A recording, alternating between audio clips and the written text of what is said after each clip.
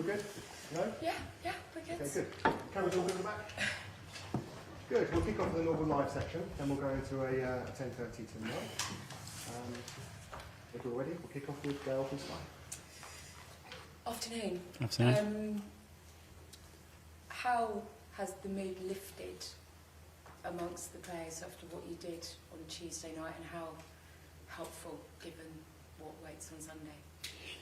Yeah, obviously it was a great night for us, an important competition that we have a lot of hope on it, and the manner and the way we did it obviously lifted everybody. That's the past, unfortunately, so it's about what we do today, the preparation for tomorrow, and try to replicate a great performance again on Sunday. There was a lot of brilliant things you did, and maybe was the toughest thing having to take Miles Lewis-Skelly off in that first half. What was your thought process if you didn't get a chance to talk to you about it? And how much do you have to work with him to make sure this is the next sort of part of his process and progress? Because I know you're quite protective over him. Yeah, I think it was quite clear that that we have a liability there with the yellow card and the next action. So it wasn't the moment to take any risk, and learn from that experience managing the game for so long, especially with how important this competition is. So yeah, a lesson to learn from him for sure. We will support and help him, but yeah, the line is really thin in the sport, and he needs to understand that. Yeah, and he's obviously done so much good for you. Do you get the sense he's the sort of player that can learn quickly? He won't do that. Yeah. Yeah, because he's very intelligent. He's extremely demanding of himself, and that's a fine, by the way. And yes.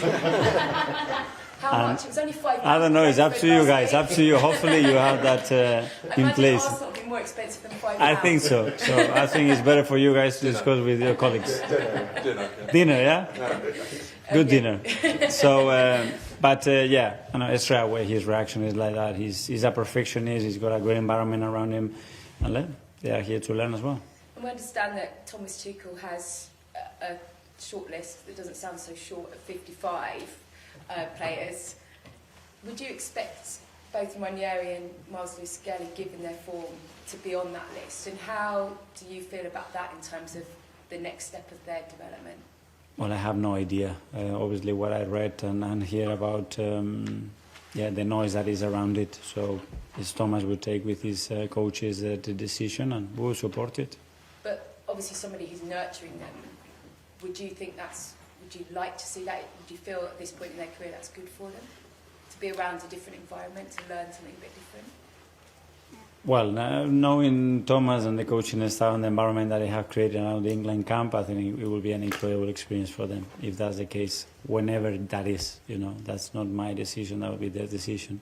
How we manage him here, it's ours, it's in our control. Down there, we'll leave it to coaches and people that are super experienced, much more experienced than me. Well, talking of experience, 200 up for you. Yeah. The top 3, maybe as you sit here now, moment so far, and have you got another 200 in you? It's gone fast. Probably the number 1 is with the day that I was sitting here on the first day, just fulfilling that dream of one day becoming the manager of this incredible football club. And then there are many others, but the other night was up there with one of the best because of the way we did it. There's 2, I want a 3rd. A trophy, for sure. When we won the first FA Cup after everything we went through as a club the last few years, and the COVID period, which was really, really, really difficult as well. 200 more? Win tomorrow. This is in this industry what happens, and try our best. I have a lot of energy still, and very driven to have more success. Okay, Sarah from Premier League. Hi.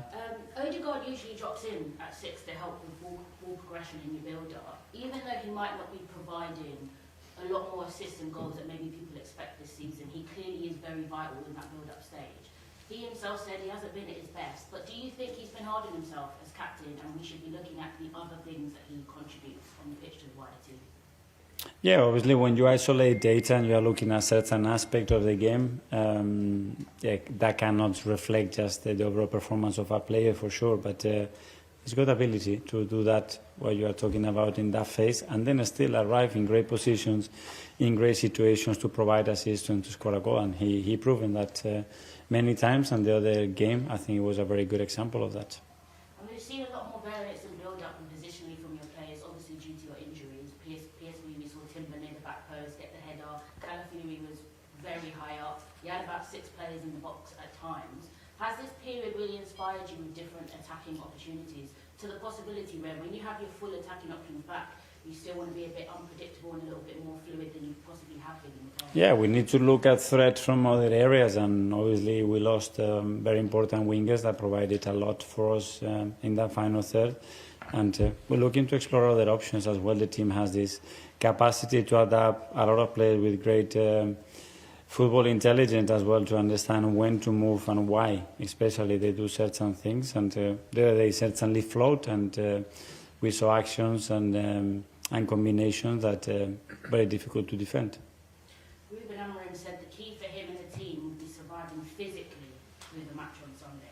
How physical do you expect this match to be? Because even through the rough patch that they're having, they've surprised people with results in the most random of times, and it's Old Trafford. Yeah, well, I mean, that's the history of that football club, and then the players that I have, the coach that I have, and watching the game last night against Real Sociedad, you come very clear that they are very capable to put a really strong performance and beat you on the day. So we know that, we know the difficulty of the match, and that's how we prepared. Tom, put London. Hi, Mikel. Hi. You mentioned on Tuesday night last week that we've gone from a situation with 0 goals in 2 games to 7 goals in 1 game, which being the beauty of football. You've had a few more days to kind of reflect on that. Do you have any more insights into how we did go from 0 goals to 7 goals in 1 game?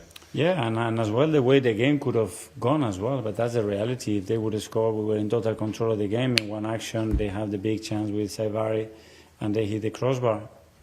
That could have changed the game, you know. And if Imad gets sent off, it would have been a different game. So that's why that you have to really understand the context of the game and how it happened. We're super effective in the final third in the box, and that's a massive strength, especially in the Champions League. And that's why we won the game with that margin. That's clear. It feels like the intensity of the Premier League has always been very high, and the Champions League maybe released some of that, a different competition, something new. Returning to the Premier League this weekend, can you utilise that freedom and that enjoyment from that midweek win to take into Sunday? Yeah, I mean, it goes through momentum and, again, what the game provides, because we've been really good in certain games, but the result wasn't coming fast enough. The things were coming in the right moment, at the right time, in the right way, and that's very helpful. So every game is different on that. Simon, Evening Standard. Hi, Mikel. Can I just ask you about Chido, who you could come up against on Sunday? Just what were your emotions in the summer when he left? Obviously, he was a player, he had his young player, a lot of talent. Yeah, I wasn't too involved in that decision. Obviously, when a player decides that the best pathway for him is to leave, there's not much you can do. Very unfortunate, because we want to keep, obviously, our players from the academy and to be very successful with the first team. But in that case, or with Aiden, we weren't able to do that. There was a sort of feeling at the time, I think, among some fans that young players maybe didn't have a sort of pathway. Do you think that now this season with Ethan and Miles, that sort of perception has gone, and that there's proof that if you're a young player and you've got the talent, you can play in the first team? I don't know what the perception is out internally, not, and the reality is very different, because those players are always with us. I mean, I guarantee you that if there is a player there that can help and impact the first team, is going to be with us. James, Athletic. Hi, Mikel. Just on Miles quickly, is it a difficult challenge to strike the right balance with him? Because physicality, riding the challenges, the winning duels, is such a fundamental part of who he is on the pitch. How do you control that without taking it away from his game? I think dominating the situation, that's it. Controlling a situation. You need to dominate what space you are defending, what is the level of exposure that you have, is the opponent facing you, not facing you. So what is the probability to win that ball, and when you have to commit to certain duels. And there you have to apply defensive principles that are very clear, to most of the time have the best possibility to win the ball and don't get yourself exposed. If you don't do that, at that level, big problem. And just on the other left back, Ricky, I mean, he's showing this incredible attacking intuition. Like, he looks like a centre forward at times, the way he moves, the way he finishes. Is that something you knew about him, or is it something you've discovered since he arrived? No, he certainly has that capacity to flow in areas that for a defender is very unusual. So that was something that really caught my eye. The other one that is very unpredictable, sometimes chaotic, and that can be very difficult as well from the position. And that eye on goal, especially in open play. To be fair, I didn't have that understanding of the things that he could do, but you see day to day in training that he's very capable of creating things that they are not there in that moment, you know. And finally, in the last section, we'll go to Nicola back there. Hi, Mikel. I Hi. hope you don't think this is too personal, but I saw you yesterday encouraging us to engage in your wife's first book, which must be very exciting for you and the family. I just wonder if there's any sort of crossover that you talk to each other about how to... Well, very proud of her because she's doing amazing, and she has an incredible career in various ways, and she's very much into that right now. And yeah, to have the person that I love the most in this world next to me and giving everything that he gives to me, yeah, I feel very lucky. Okay, guys, that finishes the live